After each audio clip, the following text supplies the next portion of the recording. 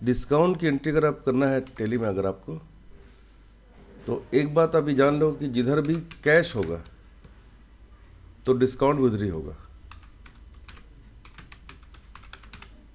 कहने का मतलब क्या है कि मानो कि कैश डेबिट हो रहा है तो डिस्काउंट भी डेबिट होगा, और कैश अगर क्रेडिट हो रहा है तो डिस्काउंट भी क्रेडिट होगा।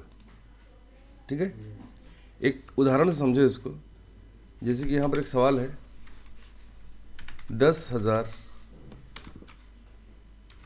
का माल 10% की छूट पर बेचा।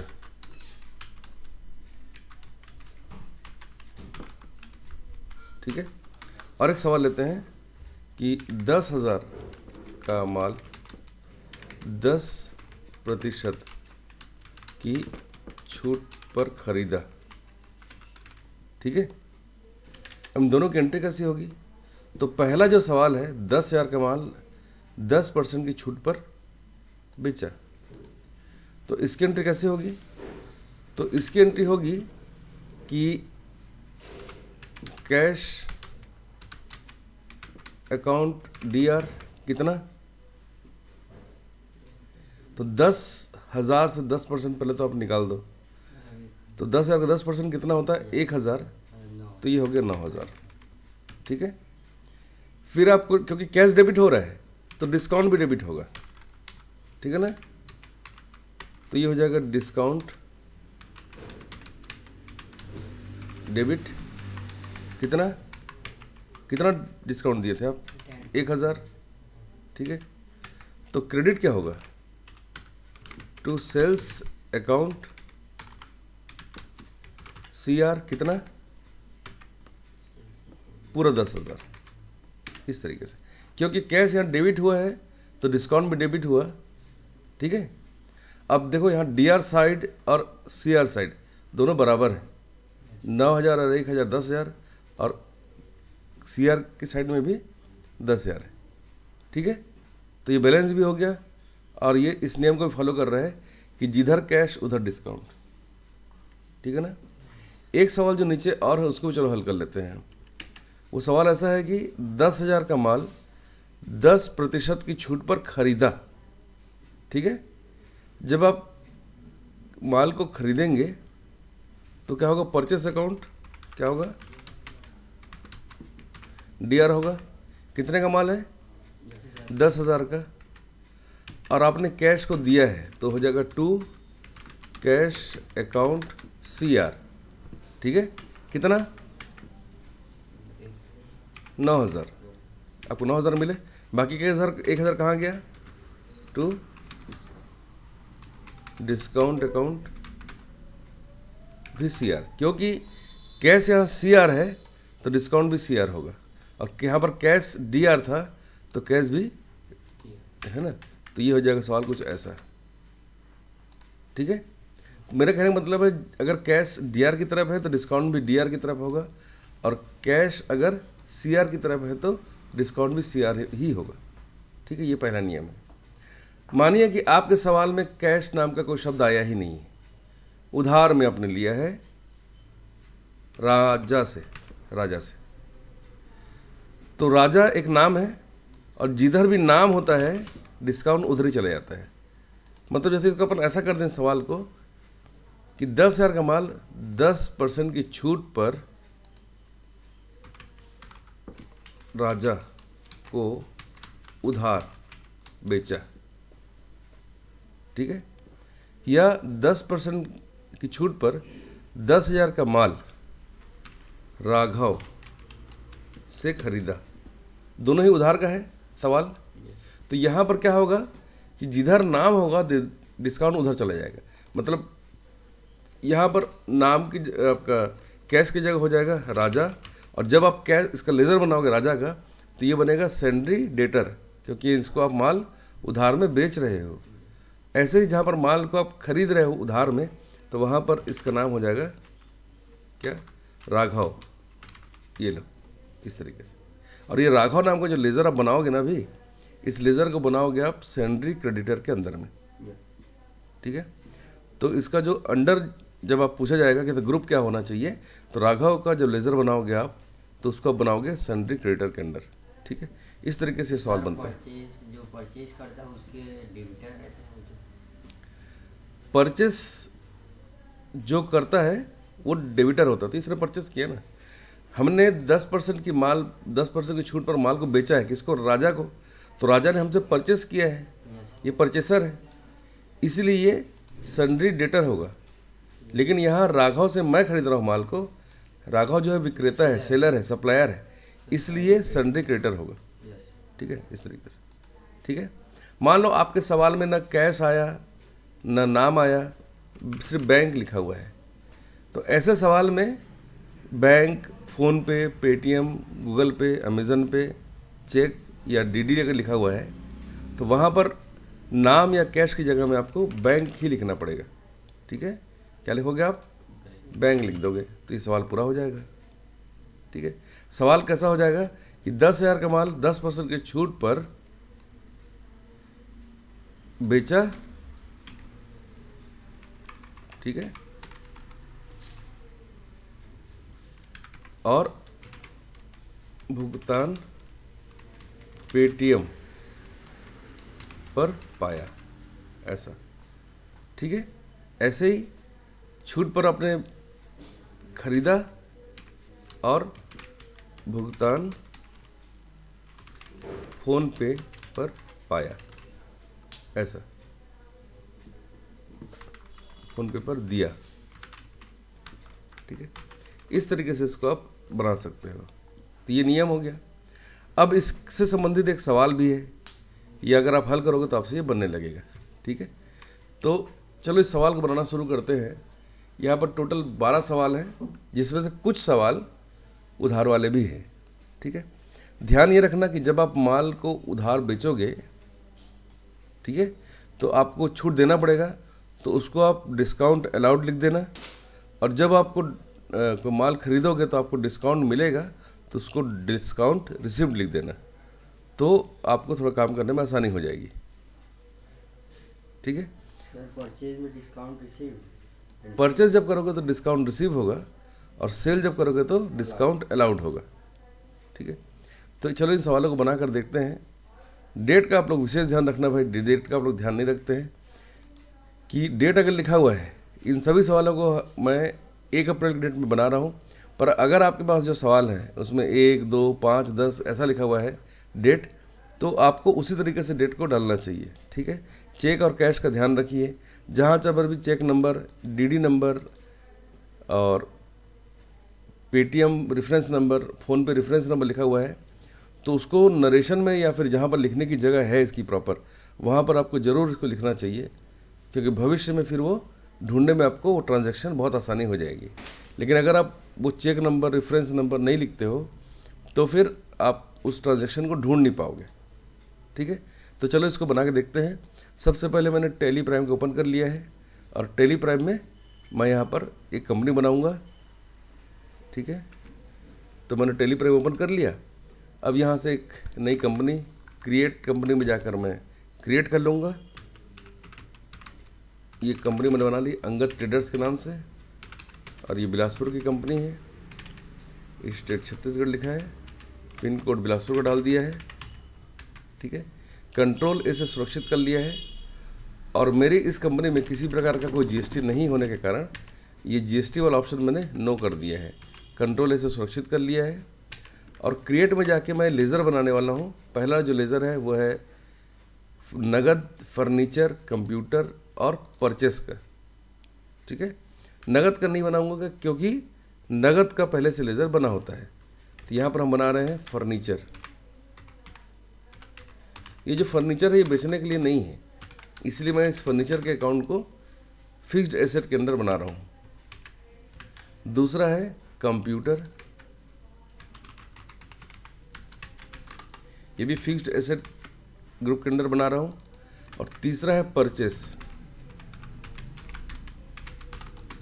मेरे कोई भी वीडियो अगर आप शुरू से देखते हैं तो आपको सारे वीडियो क्रम में नहीं मिलेंगे। उसका रीज़न ये है कि जितने भी हम लोग यहाँ वीडियो बनाते हैं ना, ये सारे लाइव बनते हैं, मतलब स्टूडेंट पढ़ते जाते हैं, ये वीडियो बनता जाता है, और वही मैं यूट्यूब में अपलोड कर देता हूँ।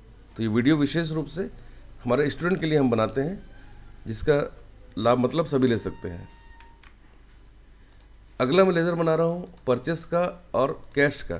तो परचेस का लेज़र मैंने अभी ऊपर बनाया है यहाँ पर, और यहाँ पर परचेस दोबारा बनाने की ज़रूरत नहीं पड़ेगी। और कैश का लेज़र पहले से होता है, इसलिए कैश का लेज़र मैं नहीं बना रहा हूँ, ठीक है। उसके बाद यहाँ पर देखो, यहाँ पर माल खरीदा 10% की छूट प्राप्त हुई, फिर खरीदा। परचेस का लेज़र मैं बना चुका हूँ पहले, इसलिए यहाँ पर इसका लेज़र बनाने की ज़रूरत तो नहीं है। छूट का लेज़र बनाना है, तो यहाँ पर मैं बना रहा हूँ डिस्काउंट रिसीव्ड, और ये बनेगा इनडायरेक्ट इनकम में, क्योंकि ये रिसीव हो रहा है। और एक बार और बना लेता हूँ डिस्काउंट अलाउड, ये मैं इनडायरेक्ट एक्सपेंसेस में बना रहा हूँ, ठीक है। अगला जो है छूट पर खरीदा। अब देखिए यहाँ पर 5वें सवाल में लिखा हुआ है कि 1,10,000 का माल 10% की छूट देकर बेचा, ठीक है। तो यहाँ पर एक तो सेल्स का लेज़र बनाना जरूरी है क्योंकि हमने बेचा है, और दूसरा डिस्काउंट अलाउड पहले मैं बना चुका हूँ।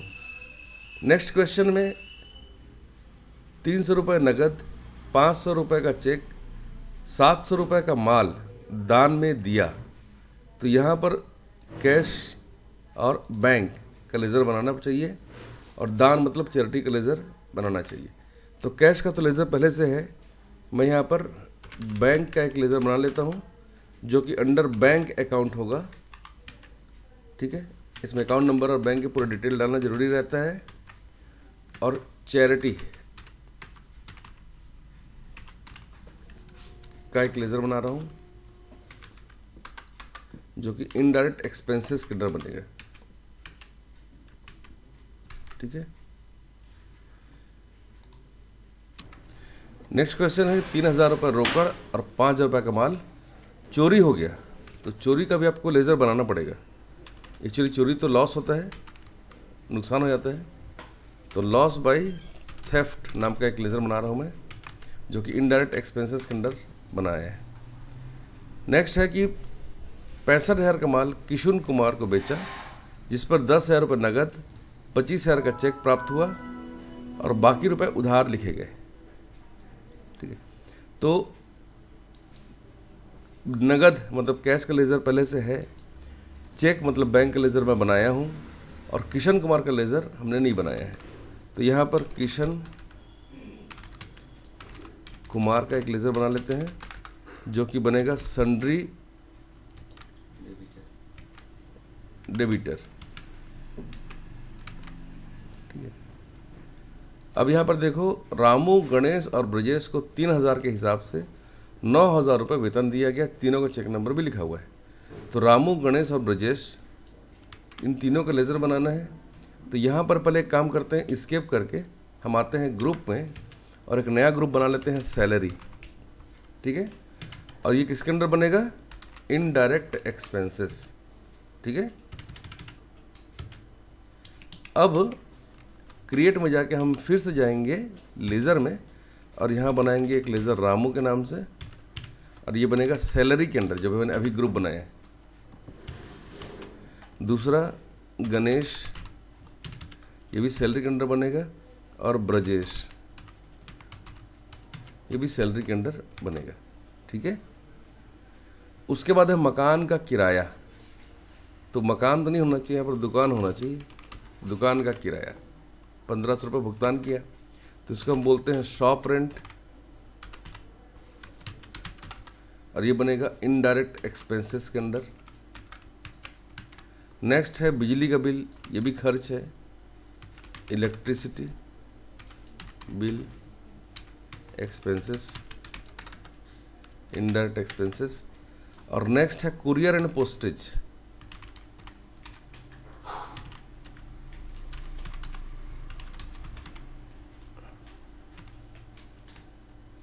ठीक है।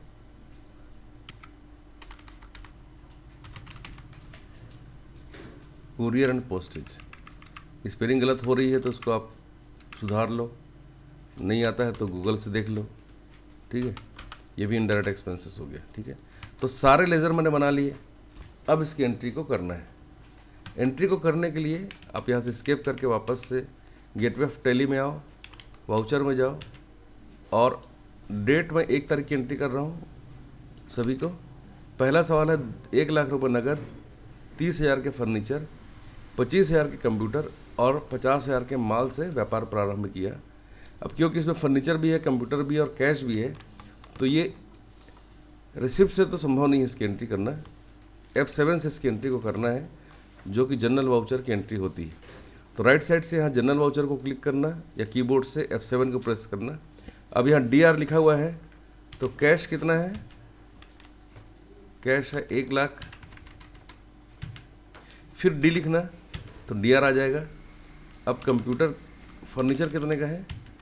फर्नीचर है 30,000 का। फिर D लिखना है यहाँ पर, तो DR हो जाएगा। और कंप्यूटर है 25,000 का। फिर D लिखना है, और यहाँ पर परचेस मतलब माल कितने का आ रहा है? 50,000। ये हो गया। अब CR के बगल में आपको लिखना है कैपिटल, जो मैं नहीं बनाया हूँ। तो यहाँ पर क्रिएट में जाकर कैपिटल का भी एक लेज़र आप जरूर बना लेना, वापस जाने की जरूरत नहीं है, यहीं से बन जाएगा।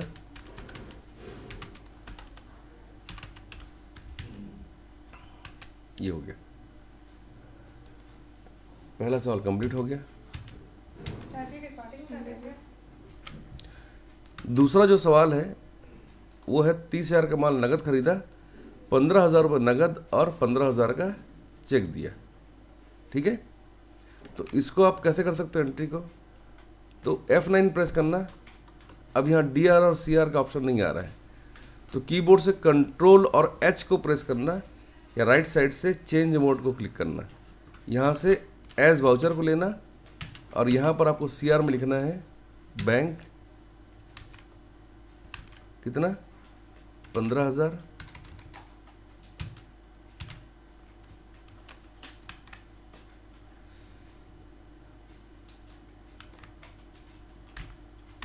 और यहाँ पर चेक का नंबर भी लिखा हुआ है।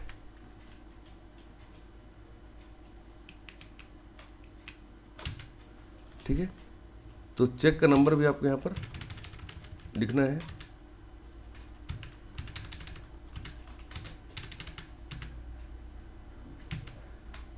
ये रहा चेक का डिटेल।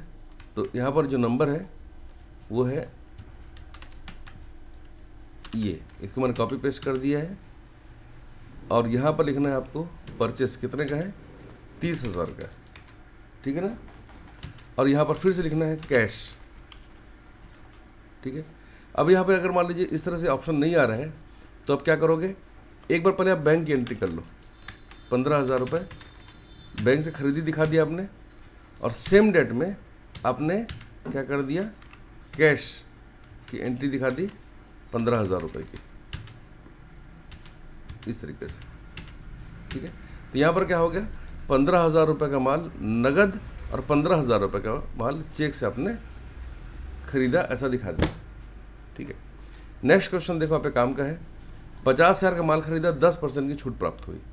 तो 50,000 का 10% कितना होता है? 50,000 में से एक जीरो कम कर दोगे तो 10% हो जाएगा, ठीक है। तो 50,000 का माल खरीदा कितने का? आपने 50,000 का खरीदा है, पर आपने कैश कितना दिया उसको? 10,000 माइनस करके, 5,000 माइनस करके, मतलब आपने कैश दिया है 45,000 रुपये। 5,000 रुपये कहाँ गए? तो वो हो गया डिस्काउंट। इसकी एंट्री कैसे करते हैं देखो आप। इसकी एंट्री करने के लिए हम यहाँ पर लिखेंगे कि कैश कितना? 45,000, 45,000। परचेस कितने का है? 50,000 का, ठीक है। और डिस्काउंट आपको रिसीव कितना हुआ? 5,000 रुपये। तो देखो, क्योंकि कैश यहाँ क्रेडिट है तो डिस्काउंट भी क्रेडिट हुआ है, ठीक है सर। वो अपने ही आप से हो जाएगा, वो अपने आप से वहाँ पर, अगर आपने यहाँ पर सही सही लिखा है तो डिस्काउंट वाला अमाउंट अपने आप आ जाता है। और यहाँ पर आपको जरूर नरेशन लिखना चाहिए, being goods purchased and 10% discount received.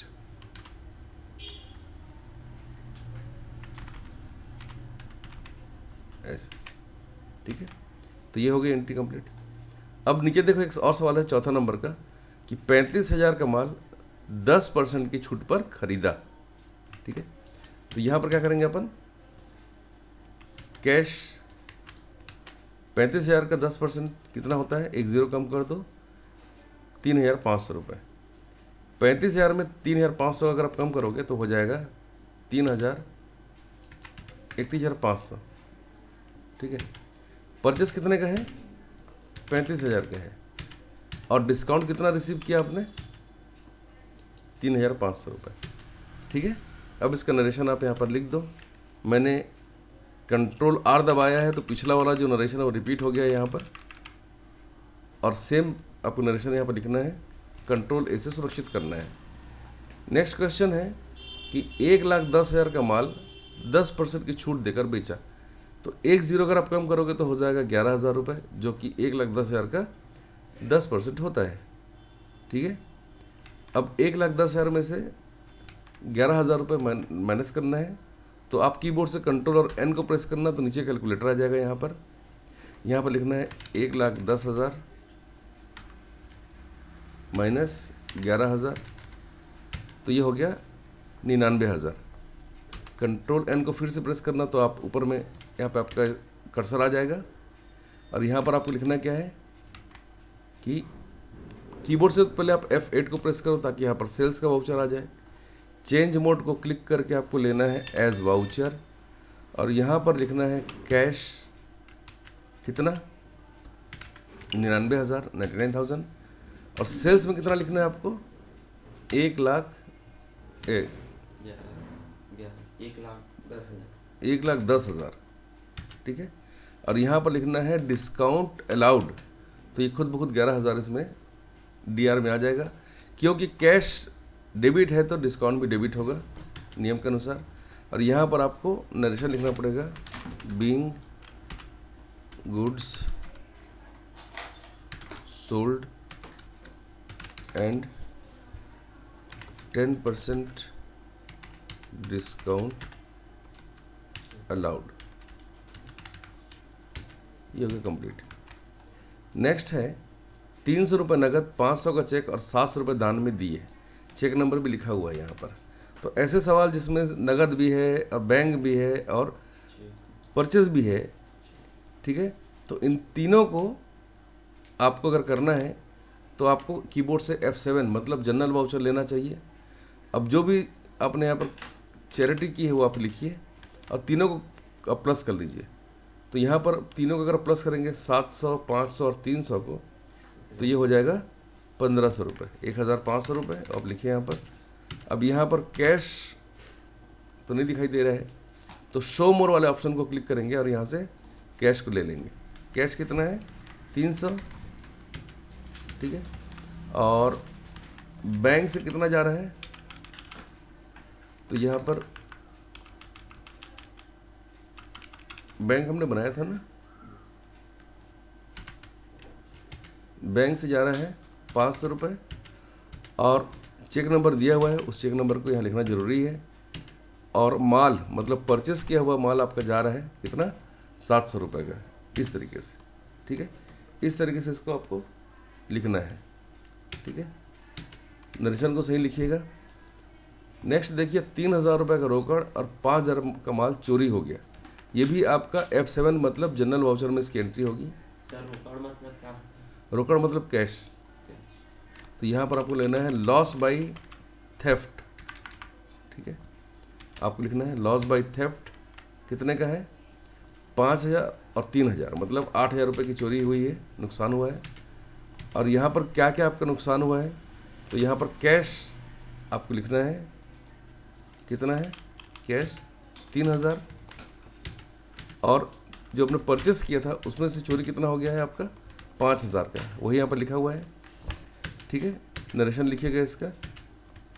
Next है 65,000 का माल किशन कुमार को बेचा, जिस पर 10,000 रुपये नगद और 25,000 का चेक प्राप्त हुआ है। तो पहले तो आप 65,000 का माल किशन को बेच दो। कैसे बेचोगे आप?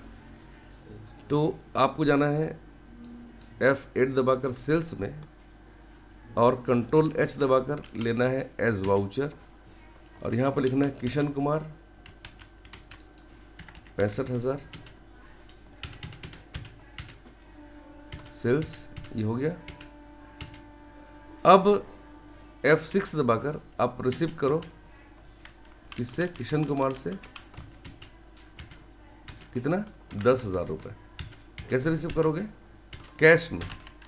ऐसे लिखा हुआ है ना, 10,000 रुपये नगद, तो 10,000 रुपये अपने कैश में दिखा दिया। और फिर से किशन कुमार से हमको लेना है 25,000 रुपये का चेक, तो 25,000 रुपये अपने चेक में दिखा दिया। चेक मतलब बैंक लिखना है यहाँ पर DR के बगल में, और यहाँ पर जो चेक का नंबर अगर लिखा होगा तो ज़रूर उसको लिखेंगे, और नहीं है तो कोई बात ही नहीं है। ठीक है। नेक्स्ट है रामू, गणेश और ब्रजेश को 3,000 के हिसाब से 9,000 रुपये क्या दिया अपन ने? वेतन दिया है। तो चेक नंबर हमने यहाँ से कॉपी कर लिया है और यहाँ पर पेमेंट करना है, F5 को प्रेस करना। अब DR में यहाँ लिखो आप ब्रजेश 3,000, फिर DR में लिखिए रामू 3,000 और फिर लिखिए गणेश 3,000। ठीक है। CR में लिखेंगे बैंक अकाउंट और नरेशन में यहाँ पर जो चेक नंबर है वो आपको यहाँ पर प्रेस कर देना, लिख देना है यहाँ पर। ठीक है। तो तीनों चेक नंबर आपको यहाँ पर लिख देना है। और अगर यहाँ पर स्पेसिफाइड है किसको किसको कौन कौन सा चेक दिया गया है तो उसको और अच्छे से लिखा जा सकता था। ठीक है। बाकी के 3 सवाल बहुत आसान है, सारे पेमेंट के हैं। तो पेमेंट करने के लिए क्या करना है आपको? यहाँ पर लिखना है दुकान का किराया कितना? 1,500 रुपये, जो कि कैश में दिया है। दूसरा है बिजली का बिल 500 रुपये, तो यहाँ लिख दिया हमने शॉप रेंट 500 रुपये। तीसरा है कुरियर एंड पोस्टेज 250 रुपये, तो यहाँ लिखेंगे कुरियर एंड पोस्टेज 250 रुपये। इस तरह से हमने सारे सवाल बना लिए इसमें। ठीक है। सवालों को चेक करने के लिए आपको डे बुक में जाना रहेगा और यहाँ से आप सारे एंट्रीज को चेक कर सकते हो। ठीक है। इस तरह से आप इसको बना सकते हो। इसका जो बैलेंस शीट है वो कुछ ऐसा दिखाई देगा। अगर आपका भी बैलेंस शीट ऐसा बनता है तो आप समझना कि आपने बहुत अच्छे से इस सवाल को बना लिया है।